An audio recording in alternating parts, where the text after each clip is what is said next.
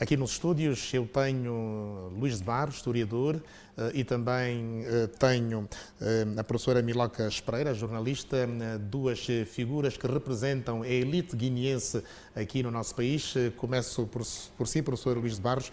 O que é que está na base de mais esta crise na Guiné-Bissau que ditou a morte por atentado do presidente Nino Vieira? Bom, talvez seja ainda muito cedo para conhecermos as verdadeiras causas disso. Só que já há algum tempo havia indícios de levantamento. O que é certo é que, como disse na sua introdução, Nino, desde que regressou à Guiné, tornou-se, portanto, foi eleito presidente da República de novo, não conseguiu, de facto, ou não houve condições, por um lado, e não só, para congregar todas as sensibilidades. Isso vê-se, por exemplo, porque houve conflitos que podiam ser até de certo ponto particulares, pessoais, portanto, que acabaram por ser transportados para as estruturas do Estado. Não é? Acabaram por influenciar o relacionamento. Isto quer dizer que não se resolveram os problemas, portanto, que já vinham do tempo desde o golpe de 1998, 99. Portanto, houve questões que continuaram a ser ainda, portanto, houve conflitos pessoais que continuaram a ditar o relacionamento entre diversos setores diversos setores do poder, quer político, militar, etc. E já havia, os últimos meses de 2008 demonstraram claramente que havia quase uma situação de ruptura. Posso recordar que ainda em novembro houve um assalto à casa, que não, portanto, que as verdadeiras causas ainda estão por apurar, os indivíduos ainda estavam sob inquérito, estavam presos. A última situação ainda foi, isso eu presenciei, no dia 5 de janeiro, quando foram desarmadas. 2 dias antes, salvo erro, tinha acontecido o facto do ministro do Interior, não sei se é isso, em situação de gestão, como governo, ter autorizado a criação de uma força presidencial, de uma guarda presidencial. E que alguns dias depois, portanto, a chefia do Estado-Maior, discordando da forma como foi feita, desarmou. Isso foi no dia 5 de janeiro. Então, professora Milocas, a sociedade guineense é constituída por várias identidades socioculturais. Há muitos grupos étnicos que, digamos, estão inclusivamente por dentro do próprio exército guineense. Nos últimos 11 anos, nunca o poder, digamos, civil guineense conseguiu manter a tropa nos quartéis. Por que razão? Segundo, na minha modesta análise, eu acho que em nenhum país é salutar que uma estrutura de cariz militar ou de segurança tenha no seu seio uma maioria étnica, seja ela balanta, seja ela tcheco, seja ela o que for. Mas há uma maioria étnica dentro do exército guineense? Sim, há uma maioria, essa maioria é representada pela etnia balanta.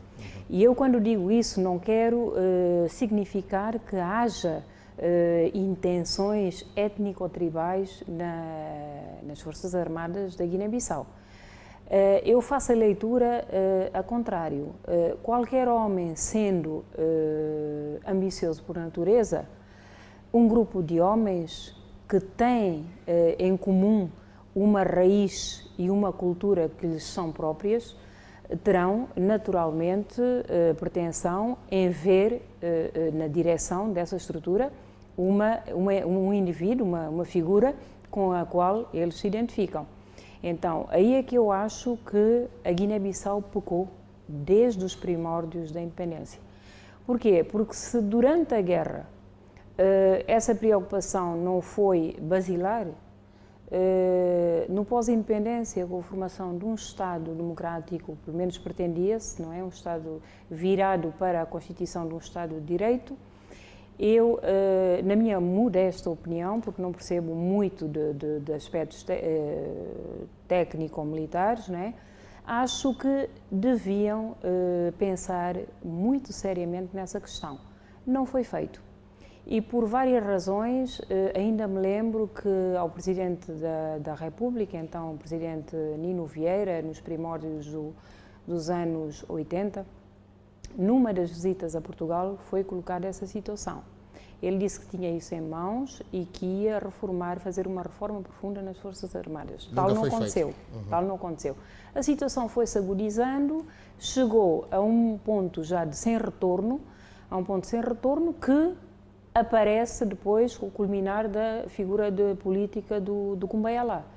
Então aí os ânimos foram se exacerbando, houve a tal natureza ambiciosa dos homens, houve uma necessidade de se encontrar uma figura carismática para liderar esse grupo, encontrou-se o Tagmenoai. O Tagmenoai é uma pessoa que não tem formação para liderar uma estrutura de cariz militar em moldes de democracia e de Estado de Direito. Aconteceu o que aconteceu. Professor Luís de Barros, partilha desta opinião? Em parte sim, porque de facto o peso nas Forças Armadas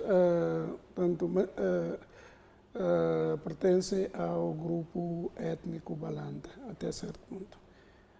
O que é certo é que isso surgiu precisamente por causa das próprias particularidades do desenvolvimento da luta à libertação na Guiné-Bissau. Isto desde Cabral, portanto, a própria mobilização foi feita foi mais fácil, não é?